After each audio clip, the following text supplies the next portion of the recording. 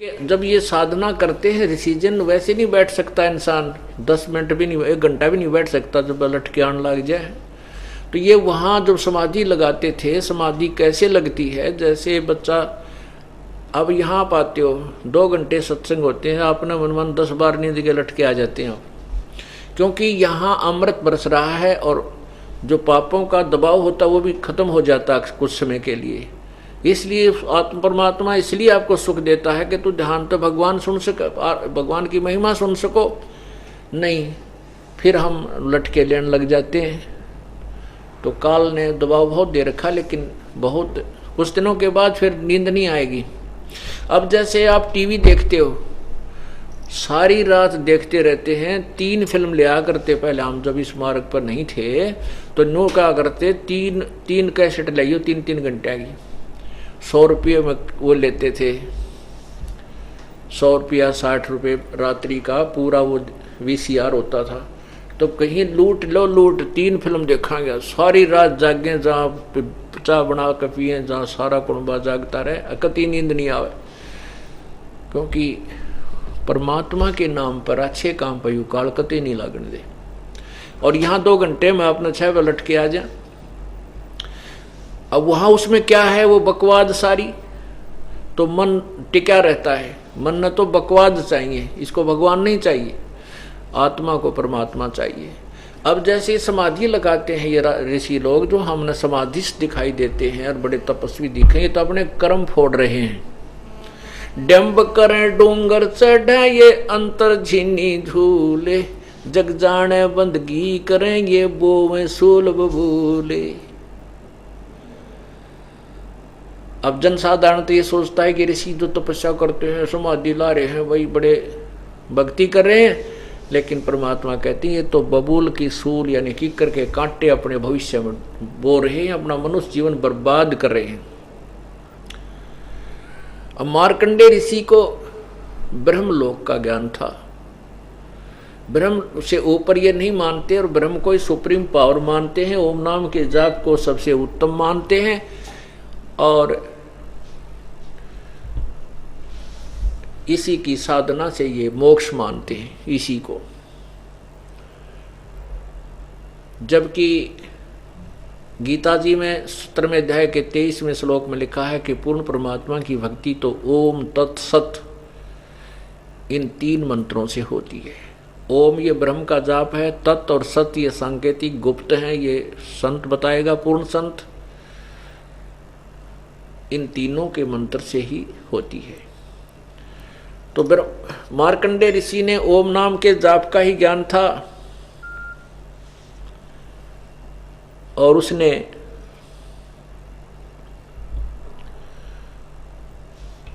और फिर साथ में वो ब्रह्मा और विष्णु और शिव जी द्वारा दिया हुआ वो काल के आकाशवाणी का हठ योग, वो खिचड़ी बीच में ला करके यही ज्ञान था। तो उसने अब जैसे समाधि लगाते हैं तो इनको अंदर जब ये समाधिस्थ हो जाते हैं तो अंदर कोई किसी भी कमल में प्रवेश कर जाते हैं। जैसे टीवी चैनल होते हैं, टीवी के अंदर जौन सा आपने रिमोट दबा दिया और टीवी शुरू हो गया, उस पर अच्छे गाने आ रहे हैं तो आप उसी पर सेट हो जाओगे, उस पर अच्छा ठीक नहीं तो आप दूसरा चेंज कर लोगे। इसी प्रकार हमारे शरीर में कमल बने हुए हैं, इन कमलों को चैनल समझो इस शरीर रूपी टीवी में। और जिस भी ऋषि का जौन सा चैनल ओके है वो खुल गया, अभ्यास कर रखा उसने, वो कमल खुल गया तो उसका ध्यान वहां पहुंच गया जहां पर उस टीवी के अंदर यानी शरीर के अंदर पूरे ब्रह्मांडों के जहां भी जो कार्यक्रम हो रहा है इस कमलों के अंदर देखे जा सकते हैं, जैसे टीवी के अंदर देखा जा सकता है। तो मार्कंडेय ऋषि को वो चैनल हाथ लग रहा था जो ब्रह्मलोक वाला है, और वहां ये इधर तो बैठे हैं और उधर देख रहे हैं डांस। परमात्मा को उद्देशित रख करके जो तप करते हैं उस तप से तो राज बन जाता है, और बाकी सिमरण ना होने से उनको कोई लाभ नहीं होता। अब वो इसलिए बैठे रहते हैं क्योंकि उनका आंखें खुली रहे या बंद रहे, जो अंदर की आंखें काम करना शुरू कर देती, बाहर की आंखें यूजलेस हो जाती हैं। इनका उस समय प्रयोग करने की कोई आवश्यकता नहीं होती। हाँ, बाहर भी देख सकता है लेकिन ऊपर का उसको चस्का ज्यादा रहता है। तो बाहर इसलिए नहीं वो आती आत्मा, वो मन नहीं आता बाहर के, इधर उधर कुछ नहीं देखता, क्योंकि उसको अंदर नजारे उससे ज्यादा अच्छे नजर आ रहे। तो मार्कंडेय ऋषि अपने ब्रह्मलोक के अंदर वो डांस देख रहा था। वहां ऐसे जैसे आप मेले में चले जाते हैं बालक, तो कहीं तो डुगडुगी बजा रहा है, कोई आजा ले लो केले, ले लो केले, कोई खिलौने बांट बेच रहा है, कोई कुछ कर रहा। तो अब चलते चलते एक की तरफ ध्यान गया, वहां खड़े हुए, फिर दूसरी तरफ कोई रीछ नचा रहा है कि तो कोई बंदर कूद आ रहा है। तो इस प्रकार के करते करते सारा दिन का पता नहीं लगता। ऐसे ये ऋषिजन जो समाधि लगाने का अभ्यास कर लेते हैं, अपना नरक तैयार कर लेते हैं और कुछ समय के लिए स्वर्ग जाते हैं, कुछ समय के लिए राजा बन जाते हैं और फिर ये पशु जोनियों को भोगते रहते हैं। तो इसी प्रोसीजर के अंतर्गत मार्कंडेय ऋषि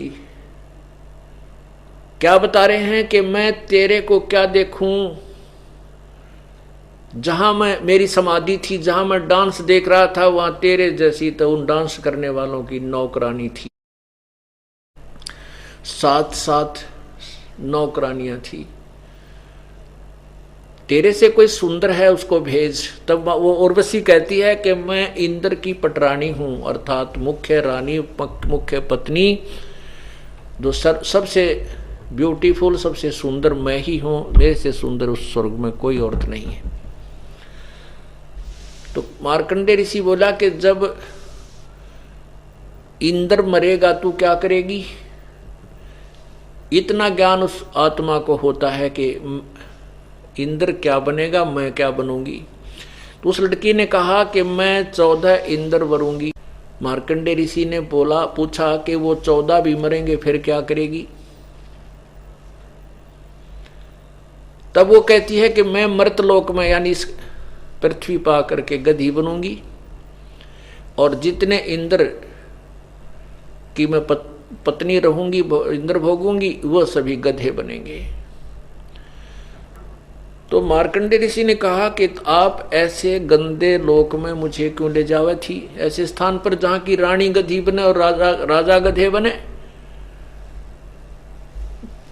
तो उर्वशी ने कहा कि मैं अपनी पत रखने के लिए, अपनी इज्जत बचाने के लिए, क्योंकि आपके तप को भंग करने की किसी में हिम्मत नहीं थी, तब मैंने ही ये बीड़ा उठाया था। और मैं ये कह के आई थी कि मैं मार्कंडेय ऋषि के तप को भंग करके आऊंगी, नहीं तो मेरी हंसी करेंगे, मजाक करेंगे, मुझे दुआगन कर देंगे, सजा मिलेगी।